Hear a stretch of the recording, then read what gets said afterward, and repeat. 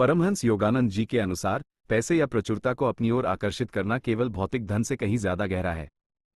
उन्होंने सिखाया कि धन को आकर्षित करना हमारी चेतना, आध्यात्मिक सामंजस्य और दूसरों की सेवा से गहराई से जुड़ा हुआ है। उनके शिक्षण से धन और समृद्धि को आकर्षित करने के प्रमुख सिद्धांत यहां दिए गए हैं। 1. अपनी चेतना को गरीबी से प्रचुरता में बदलें। सीमाओं के विचारों को मिटाएं। योगानंद जी ने सिखाया कि सार्वभौमिक मन परिपूर्ण है और उसमें कोई कमी नहीं है। इस ब्रह्मांडीय भंडार तक पहुंचने के लिए आपको अपने मन से गरीबी और सीमाओं के विचारों को हटाना होगा। प्रचुरता की चेतना बनाए रखें, भले ही परिस्थितियां कठिन लगे। गहरा विश्वास और दृढ़ विश्वास रखें कि आपकी जरूरतें पूरी होंगी। इसका मतलब गैर जिम्मेदार होना नहीं है, बल्कि अपना काम करने के बाद एक उच्च शक्ति पर भरोसा करना है।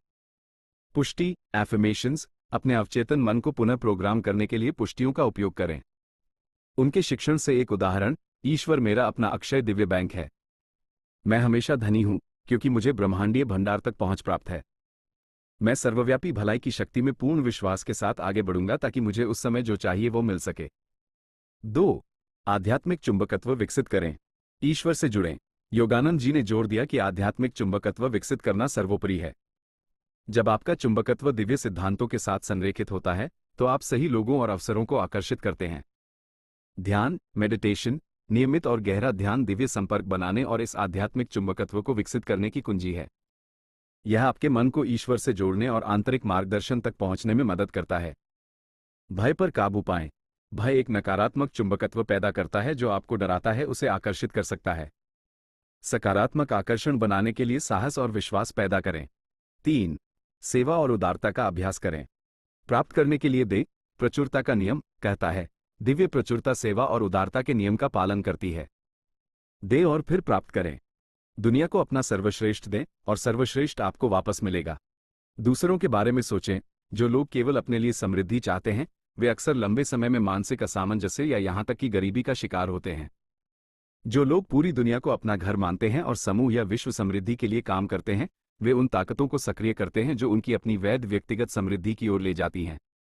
दशांश, टाइदिंग, अपनी आय का 1% ईश्वर को वापस देना, धर्मार्थ कारणों या आध्यात्मिक संगठनों के माध्यम से जो आपको प्रेरित करते हैं, प्रचुरता के प्रवाह को खोलने का एक शक्तिशाली तरीका माना जाता है।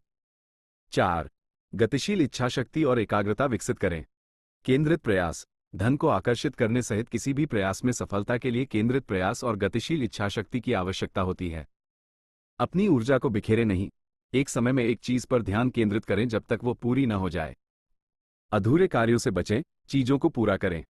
सही कार्य, ईश्वर पर भरोसा करते हुए आपको अपना काम भी करना चाहिए। उचित कार्य करने के लिए अपनी पहल, रचनात्मकता और विवेक का उपयोग करें। 5. भौतिक और आध्यात्मिक जीवन को संतुलित करें। सुखमय विकास, योगानंद जी ने सिखाया कि एक सच्चा सफल जीवन संतुलित विकास, शारीरिक, मानसिक और आध्यात्मिक से जुड़ा है। स्वास्थ्य या शांति के बिना केवल धन होना सच्ची सफलता नहीं है। परिणामों से वैराग्य, लगन से काम करते हुए केवल भौतिक संपत्ति की खोज से एक निश्चित वैराग्य पैदा करें। सच्चा सुख आंतरिक शांति और नियंत्रण से आता है।